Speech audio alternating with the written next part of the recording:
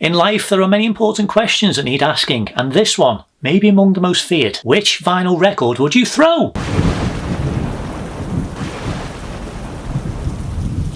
Hello everyone, happy Halloween and welcome to another Rewind review. In this video we're going to take Pete's car, we're going to go over to Mum's, we're going to go in, we're going to take care of Philip. Sorry Philip. Grab Mum, go to Liz's place, pick her up, go to the Winchester and wait for this whole thing to blow over.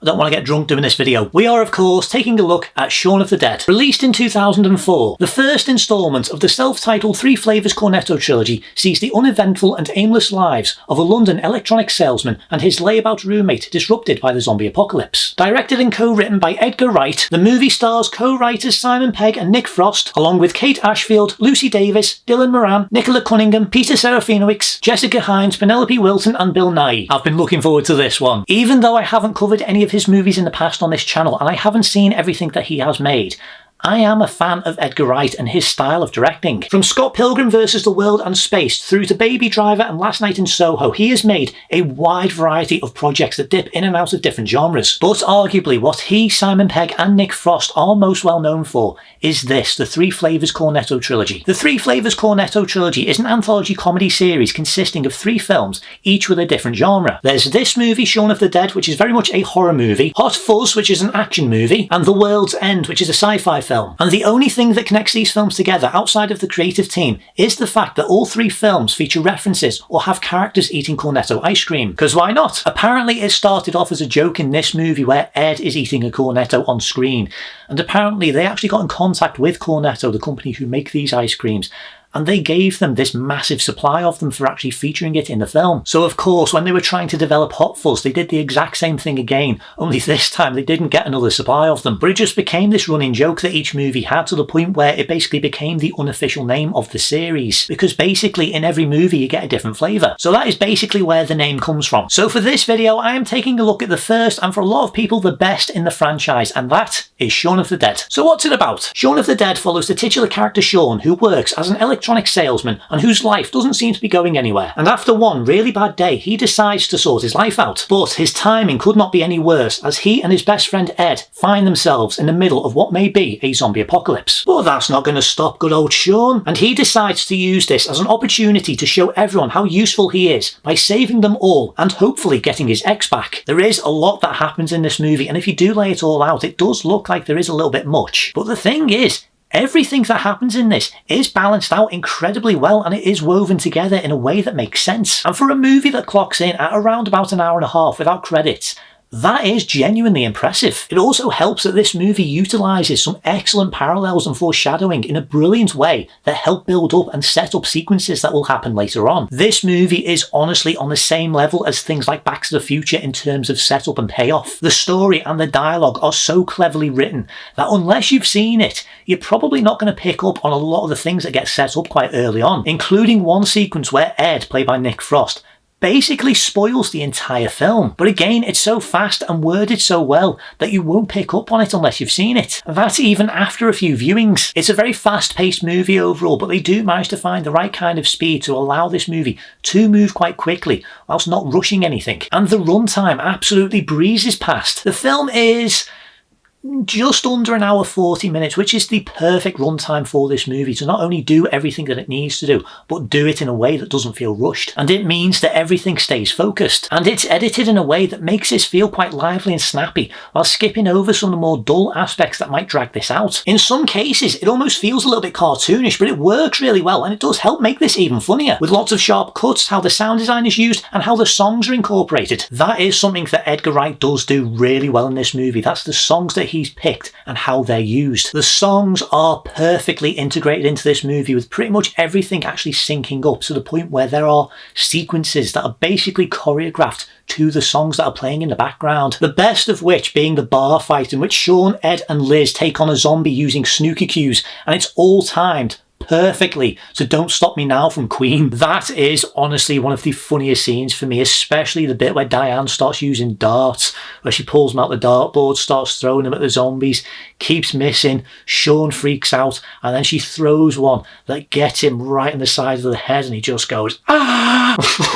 Oh, I love that scene. Anyway, I really do like the song choices that they have made for this movie because it does help liven things up. The actual soundtrack from Dan Mudford and Pete Woodhead, in my opinion, is not as good, but it is really suitable. It is a very early 2000s sounding soundtrack, so I don't think that it stands out as much as the songs do. But that being said, it is very suitable and it does fit what is happening on screen, and it does work quite well as a horror soundtrack. It does sound like something that you would hear in a classic horror movie. It doesn't try to be a comedy soundtrack. There's no real elements of comedy soundtrack actually in this, which does work really well. It does make this feel a little bit more serious, and that is something that this movie does do quite well. It plays things straight and it works wonders. This is absolutely a comedy first and foremost, but it does not shy away from horror and gore. This is how you do a proper genre comedy, because if you were to remove the humour and the jokes, you would still be getting a pretty decent zombie movie with the main character just trying to fix his life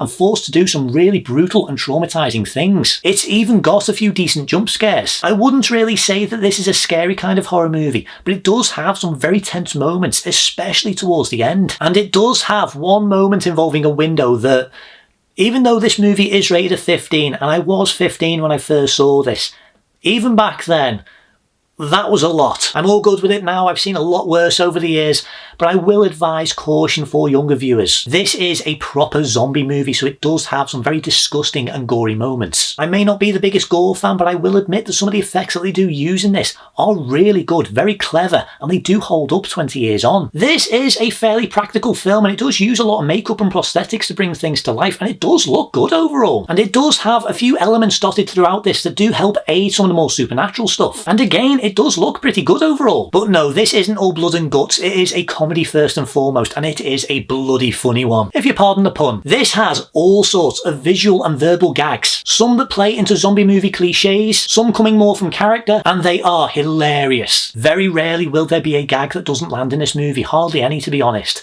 and I love that there's a mixture of both small and big jokes. One of the more subtle ones being the opening sequence where you see people just going about their day, almost zombie-like, and that includes both Shaun and Ed. And then when the outbreak happens, Shaun doesn't seem to notice that anything's different, and he's completely oblivious about what's going on until the scene in the garden. And then you get some of the bigger and more iconic jokes, like Shaun and Ed using vinyl records as weapons, and they can't decide which ones to throw, which even 20 years on does feel quite relatable. Plus, this also started the running joke in the Cornetto trilogy that involves a fence jump, where one of the characters attempts and fails to jump over a wooden fence. I think the funniest one is in Hot Fuzz, but I do think that this is a good one. I have noticed over the years that this movie has been classed as a parody, and while I do kind of agree in some regards, I think this movie is a lot more than just a parody. A parody movie to me is something like Airplane, like The Naked Gun, anything from Mel Brooks, things like that. Shaun of the Dead has been described as a rom-com by the people who made it,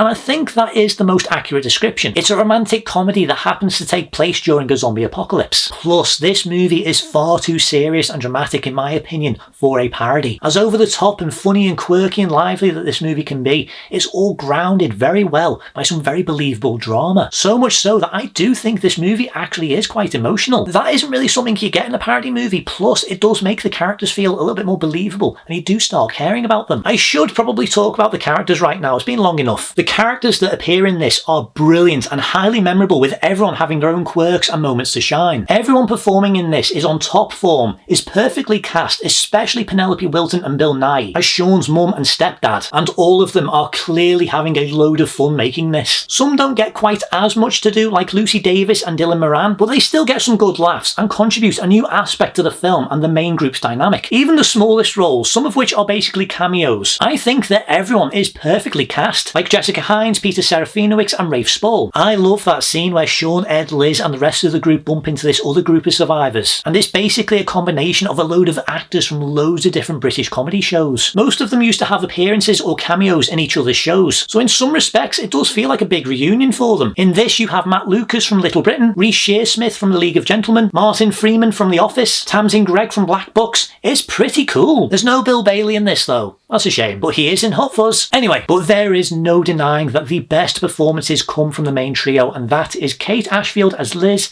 Nick Frost as Ed, and Simon Pegg as Shaun. All three of them are excellent and have great chemistry with each other, especially Simon Pegg, who, in my opinion, gives the strongest performance, and I think that that is why he plays the lead. I mean, being the writer probably helped. I have openly said in the past that I'm not a humongous fan of Simon Pegg, but even so, I cannot deny how good an actor he is, and in this movie he is absolutely brilliant. Shaun of the Dead is a movie that has so many elements to it, and all of it works. Everything in this is balanced out incredibly well, and I will say, if you have never seen this movie before, give it a go. You will not be disappointed. I cannot overstate how good this movie is. If you have never seen this movie before, make time to watch it. You will not regret it. Overall, this is an absolutely fantastic movie that I would dare say might be a masterpiece. It's an incredibly hysterical, dark comedy with instantly memorable gags and sequences, and is effortlessly quotable. But it can also be legitimately tense and dramatic, and all of those elements are balanced out incredibly well. Everything about this is pretty much perfect, including the cinematography, the editing and the pace, the musical choices and score, and some genuinely incredible performances from perfectly cast actors. It is such a fun and enjoyable movie that I would honestly say